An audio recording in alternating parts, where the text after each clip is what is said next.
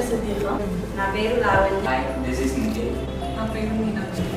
Hi, నా పేరు మౌనిక. నేను డిగ్రీ కంప్లీట్ చేశాను. హౌస్ వైఫ్గా ఉంటున్నాను.